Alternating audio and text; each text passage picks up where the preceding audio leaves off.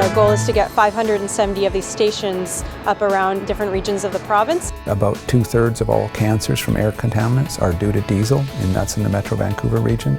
This methane or biogas produces both heat to keep the system hot and generates electricity through a turbine.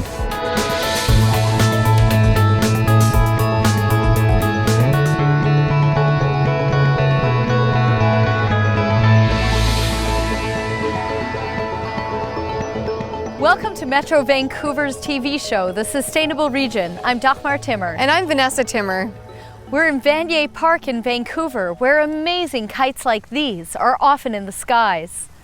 The colorful kites cause us to look up, and that's what we want, because our topic today is air quality and climate change. Invisible yet essential, the average adult uses 13 kilograms of air each day. But what is in the air that we breathe? We know that nitrogen, oxygen, water vapor, and carbon dioxide are present, but small amounts of other materials, contaminants, are there also. Contaminants can be gases, liquid droplets, or solid particles. We'll start with a look at one type of particulate that's so tiny can be breathed right into our lungs and deep into our bloodstream. It's emitted from diesel engines, which comes from transportation, heating, and industry.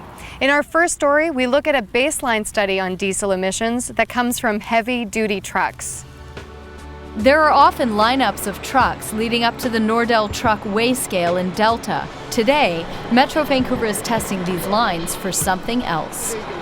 We're here today testing emissions from diesel trucks and running this program for the next 3 months. Metro Vancouver is putting a lot of attention into diesel as its health risks become more apparent. Reducing diesel emissions is our #1 priority in terms of air quality. In fact, 2/3 of the risk of cancer from air pollution is attributable to diesel emissions. Metro Vancouver's diesel emission reduction program considers all types of diesel emissions. There's a large number of trucks. Whether those trucks are actually a problem in our airshed or not is the question that we're trying to answer with this study. The test gathers information about acceleration, emissions, and the truck's ICBC information. We send a UV and IR beam of light through the plume of exhaust. They bounce off the mirror on this side and go back. Whatever doesn't come back is interrupted by the pollutants. EnviroTest Canada, the company doing these tests, also has the contract to run the Air Care program. This is similar to the technology that's used in an air care station, but in the air care station it's all a very closed environment. In this case, we measure it indirectly because it's on an open environment. We used to be looking at something called PM10, which is a particle of emissions, a soot from that truck that was 10 microns big. Now we're looking for particles 2.5, which go deeper into the lungs. Such fine particles can have significant health effects, including an increased risk of cancer. The data from these tests will allow Metro Vancouver to design new programs to reduce diesel emissions. We're not interested in the driver or the vehicle itself, and there's certainly no punitive involvement at all here in this study. We're not going to stop a truck and say, your emissions are horrible. We're going to mark that as a data point where we've seen trucks that pollute this much, or we've seen trucks that pollute this much. And then when you mass those tens of thousands of data points together, Metro Vancouver will analyze them and say, we have a problem or we don't have a problem. In Metro Vancouver, everything has its place, and the We Recycle app can help you find that place. Take, for example, your lumpy old mattress. It's no longer accepted at your local landfill, so you can't throw it away, but you can recycle it. And the We Recycle app can show you the closest recycling depot that accepts mattresses, or where to call to get that old mattress taken away and recycled for you. But here's what the app won't tell you. The companies that recycle mattresses in Metro Vancouver process over 70,000 a year. If you were to pile these mattresses on top of one another, they'd be higher than Mount Everest. Fortunately, almost 90% of a mattress can be recycled. A mattress is made up of cotton, polyurethane, felt, metal, and wood. The process to recycle a mattress is very similar to the manufacturing, only in reverse. You take everything apart in layers. Often this process is done by hand. A good mattress stripper can separate the materials in about 10 minutes. Larger operations use conveyor belts that crush and soften the materials, shred the fibers, and use magnetic fields to separate the metal springs. Once separated, the various materials can be processed for use in other products. Polyurethane can be pressed for carpet underlay. Felt is cleaned and used for insulation and packing material. The cotton is thoroughly cleaned and used to stuff upholstery. The wood is given away or recycled as biodegradable waste that can be composted. And the metal components, such as the springs on your old lumpy mattress, are given to metal recyclers at transfer stations and can be used in all sorts of products. Nobody likes a lumpy mattress, but that doesn't mean you can't recycle it. Go to the App Store to download the We Recycle app or metrovancouverrecycles.org to find out more. In Metro Vancouver, everything has its place.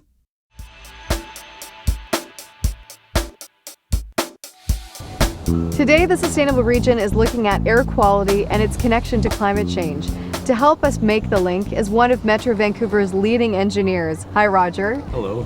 How is our air quality doing in the region? Our air quality is actually pretty good. It's improved a lot over the last couple of decades, and in 2011 we were compliant, or we met all of our objectives and standards. So that's great to hear. Can you give me a description of the greenhouse gas effect? Sure, there are certain gases which include carbon dioxide, methane, nitrous oxide, even water vapor. These are produced by human and natural activity. They rise up from the Earth's surface and cling in our atmosphere kind of like a blanket. Under certain conditions, solar radiation is able to get through that blanket, but the blanket regulates how much heat is actually reflected from the Earth. So with the right blanket, you would get the right temperature on the Earth and it would sustain life and ecosystems. So we need greenhouse gases. Well, we need some, but increased human activity is causing more and more greenhouse gases to be pumped into the atmosphere, upsetting the balance of nature. And things like deforestation and burning of fossil fuels are adding to the greenhouse gases, and it's leading to unprecedented change in the global climate. And that upsets the temperature balance of the Earth's atmosphere. Yes, it does. So tell us some of the sources of greenhouse gases. The fuels that we use to heat our buildings and the water in our buildings, as well as the fuels we use in our vehicles, contribute to more than half of the greenhouse gases in our region. The rest comes from things like industrial sources, non-road engines, waste decomposition in landfills, and other sources. Those are such diverse sources. Is one approach to emissions reductions possible? Well, ultimately it does relate to energy use. So if we can reduce our use of fossil fuels and also switch to cleaner and greener forms of energy, we can slow down climate change. But we do know now that there are other ways to slow down the climate effect. Well, that's really interesting. We'll come back to that. But first, let's go to our next story, which illustrates one way to get to cleaner forms of energy and significantly reduce our greenhouse gas emissions. The electric vehicle. It wasn't quite the Detroit car show, but plugging into vehicles was the theme at this springtime event at Metro Vancouver's head office. Yes. I spent $42 of my own money in 3 months of driving it steady. These are electric vehicles. We recently purchased within our vehicle fleet 6 electric vehicles, and we thought this was a great opportunity to show them off to our staff, give them a chance to sit in the cars and plug them in and learn about some of their environmental benefits. Functions like these are part of a burgeoning awareness about electric vehicles, or EVs. As Vice Chair of Electric Mobility Canada and head of Metro Vancouver's fleet services, Jim Perkins has taken many EV trips. I have personally been using electric vehicles for commuting and for work here, and I've rolled up probably around 6,000 kilometers of electric vehicle use. So I'd have to say overall, excellent. EVs are also familiar territory at the City of Vancouver. We tested them. We found that it worked really well for our own uses. We have 4 now, and about 30 on order. We partnered with BC Hydro and others to get some grants to start installing charging places like this and the easy park lots. And we've got funding in place to get about 70 of these on the ground in Vancouver. Interest is also rising as a result of provincial funding for charging stations. The province has introduced a $2.7 million initiative to help support electric vehicle charging stations to go up around BC. And so the Fraser Basin Council is administrating this program, and our goal is to get 570 of these stations up around different regions of the province. Metro Vancouver is responsible for air quality in the region and has been approved for 2 grants from the Charging Infrastructure Fund. One is a planning project that will see 75 stations placed in highly visible locations throughout the region. The other is for Metro Vancouver's regional parks. We've got approval to put in between 6 to 8 chargers in some of our Metro Vancouver parks. Highly visited parks would be ideal. A regular electrical outlet will provide a full charge in about 10 hours, but these new stations operate at 240 volts, the same as a household dryer. Charging times are reduced by more than 50%. We'll be probably putting them up on PlugShare, which is a crowdsourced, publicly accessible app that shows where all the publicly available charging stations are.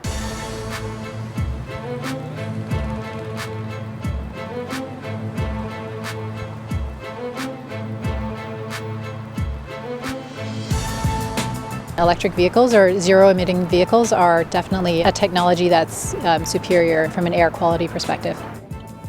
Part of the popularity is due to their increased availability at dealerships. It's an evolution of what was there a couple of years back. It has improved itself. It has actually gone to a mass market production. First thing that they ask is this, how do I charge it? And the next thing is, where do I charge it? So basically it's more the skepticism as to, am I gonna run out of battery power out on the road? In fact, there is a name for that.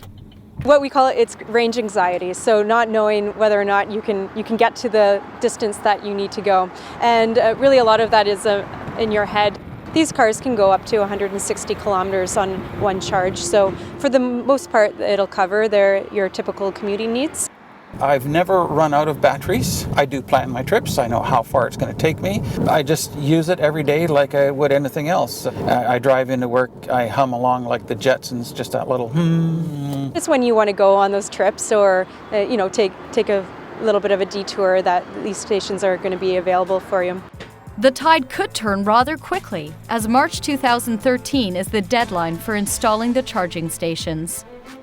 We've had lots of interest from businesses, colleges and universities, and a lot of municipal governments as well.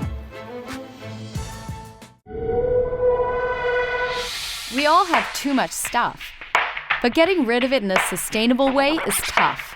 Like all that old sports gear or that leftover paint that can't go to the landfill.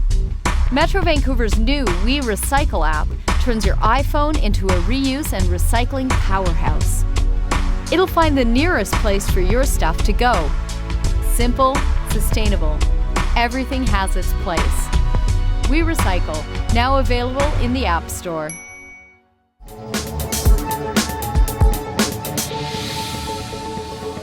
Air quality and climate change is our topic on Metro Vancouver's program, The Sustainable Region, today. Scientists have developed sophisticated computer models, and some of their climate change predictions relate to this region. These include more extreme weather events that can lead to flooding and forest fires. Increased heat means more invasive plants and insects can thrive and may carry diseases further. Increased heat can also affect our water supply and storage. And sea level is expected to rise. We're a port region. To mitigate these changes and adapt infrastructure will cost a great deal of tax dollars. Metro Vancouver gathers data from scientific models and from on-the-ground monitoring stations. Then they're able to develop forecasts for air quality. Roger Kwan leads that planning team. Roger, greenhouse gas emissions have increased over the past 20 years. What's the forecast for the upcoming decades? Well, technology has really helped us to do better. We've got better tailpipe emissions from our vehicles and more energy efficient buildings. Earlier you mentioned ways to slow down climate change. Can you tell us a little bit more about that? But new science is telling us that there are these things called short-lived climate forcers, like ground level ozone, soot from burning, and methane, which also enhance the greenhouse effect. And the good news is they're part of our air quality management programs now. Short-lived climate forcers. So what does that mean? Well, long-lived climate forcers like carbon dioxide are things that persist in the atmosphere for a very long time, sometimes centuries. In contrast, short-lived climate forcers persist for a relatively short period of time, anything from days to years. And the suggestion is that if we can do something to control these short-lived climate forcers now, we can actually slow down climate change in the near term, effectively buying us time for the programs for carbon dioxide to kick in. Interesting. Thanks, Roger. Later in this half hour, we're going to learn more about the sources of soot and ground-level ozone. But our next story focuses on methane. Farming practices create methane. In fact, agriculture is currently responsible for over 10% of global greenhouse gas emissions. Sources include soil and land management and livestock digestion processes, that is, cow farts, and manure. Our next story looks at one nearby farm that is moving in the right direction. The Bakerview Eco Dairy, located in the Fraser Valley. You might expect in a facility that promotes itself as being ecology-minded that you'd find cows roaming freely outside, in the pasture. Instead, they're inside. The cows are inside all year round, but we try to provide a facility that's very comfortable. So they lay in mattresses in the stalls, for example. We have rubber flooring on the concrete and then natural ventilation that is also monitored and managed by computer to make sure the temperature is as comfortable as possible. There's actually research that's been done by UBC. What they found was the cows actually preferred the barn. The cows are fed a controlled and consistent diet that's available 24 hours a day. They can eat when they want, rest when they want, and get milked when they want by a robotic milking machine.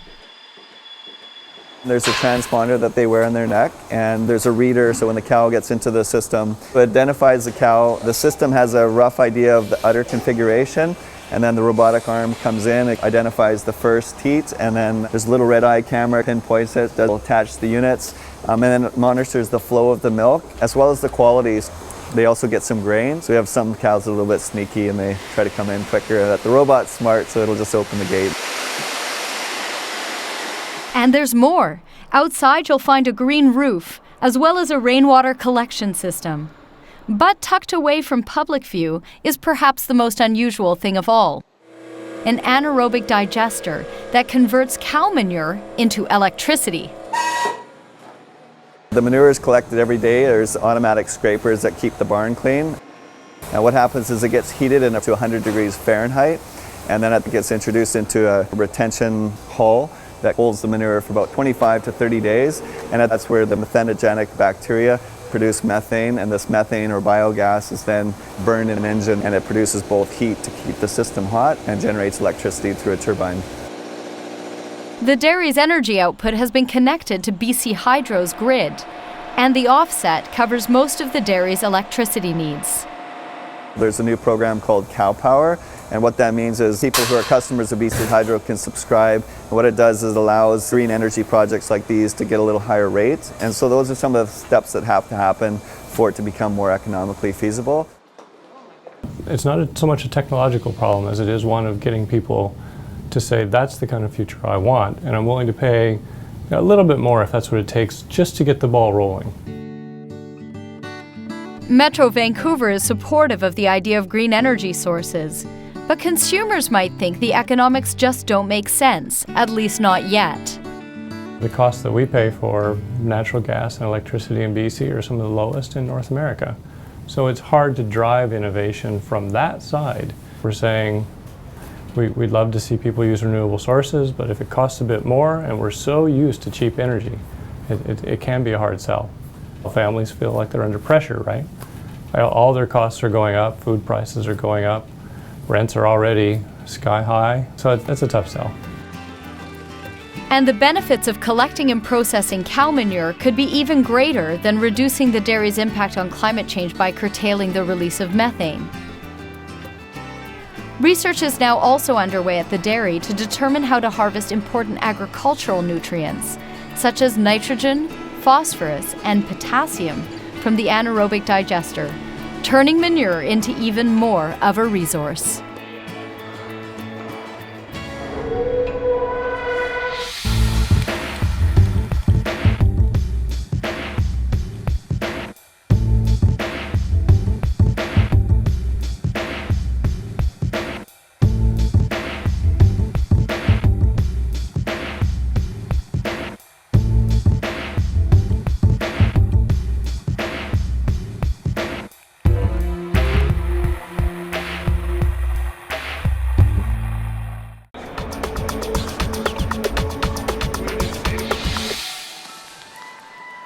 Welcome back to the Sustainable Region. Today, we're getting a handle on air quality.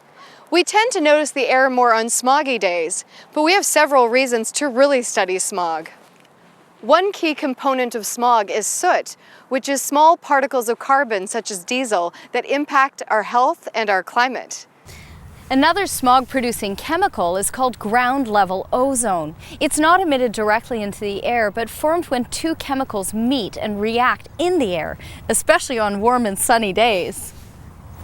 One reactant is the gas created from the burning of fuels. And the other reactant is known as VOCs, volatile organic compounds, which come from solvents, paints, gasoline, and vegetation.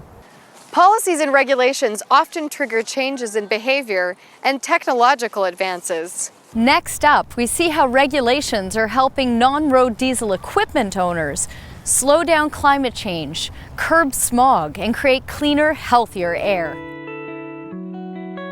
When Rudolf Diesel tested his compression engine in 1893, a powerful new type of engine was invented. Today, a new focus has emerged due to the diesel engine's one unwelcome feature, its exhaust. A new regulation has been introduced by Metro Vancouver, which oversees air quality in the Lower Mainland. Its aim is to reduce diesel soot in the air. The regulation is focused on non-road engines that don't travel on highways. The dirty, older engines are required to register, label those engines, and pay a fee based on the amount of horsepower of the engine. The regulation targets engines made in the 1990s and earlier. The costs start small. We intentionally started the fees small, and they ramp up over 5 years to a significant level. The primary reason for the regulation is human health. The particulate matter that's released from diesel engines is very small, less than a micron in diameter at some point, and that means it's maybe 70 times less the diameter of a human hair. About 2/3 of all cancers from air contaminants are due to diesel, and that's in the Metro Vancouver region. Inside your airways, you have microscopic hairs called cilia, and they sweep continuously to take large particles up to your throat. But if you're breathing in very small particles, then those particles are too small to be caught by the cilia and the mucus. Those tiny particles lodge themselves in the air sacs that make up your lungs, and they get absorbed quite quickly into the blood, causing damaging effects to the heart, to lung tissue. Southwest Contracting is one business affected by the non-road diesel regulation. We started solely as an excavation company with a few pieces of equipment, and over the 40 years we've grown. In an industry that is still recovering from the recent economic slump, they feel the time frame is tight. Some of these compressors, for the engineering that would be required to repower them and bring them up to date, would almost exceed the price of replacement. What we're going to do here is we've probably got between 20 and 25 pieces of equipment that we have to address. It's forcing us to do things at considerable expense. Nobody likes to pay fees, that's for sure. What our fees are essentially doing is letting the industry see a small portion of the cost that society is bearing in terms of health impacts, and help them to take external factors into consideration. Like many affected companies, Southwest plans to pay the registration fees as replacement machines are phased in. After 3 years, 80% of the fees will be paid back when machines are retired or repowered. The rate of change in the emission standards over the last 15 years has been dramatic. If you took a diesel engine from the mid-90s to now, it'd be night and day difference as far as pollution levels. It's significantly improved.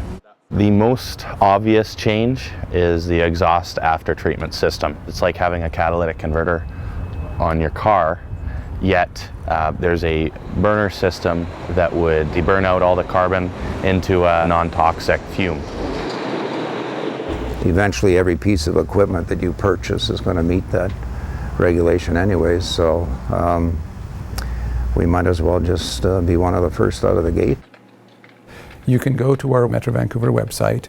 What you'll need is the size of the engine, the year, as well as the serial number. Companies that register, as Southwest has done, receive a decal indicating the tier level of the engine. We do not charge the general taxpayer. It's fully funded on the fees. Those fees go to pay for the costs of the electronic registry as well as our enforcement officers. There are an estimated 3,000 pieces of equipment needing registration in the Metro Vancouver area. The website for registration is metrovancouver.org/Nonroad Diesel.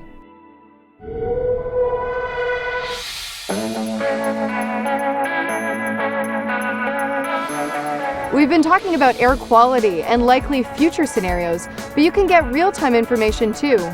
Metro Vancouver works with other agencies to monitor the air at 26 stations from Hope to Horseshoe Bay, with readings every hour. See data online at bcairquality.ca. You can also learn more from this online booklet, Caring for the Air, available through the metrovancouver.org website. And if you have thoughts about these stories, let us know. Email us at sustainableregion@metrovancouver.org and watch our other videos about sustainability in the region at metrovancouver.org/videos. For the Sustainable Region, I'm Dagmar Timmer. And I'm Vanessa Timmer. Thanks for watching.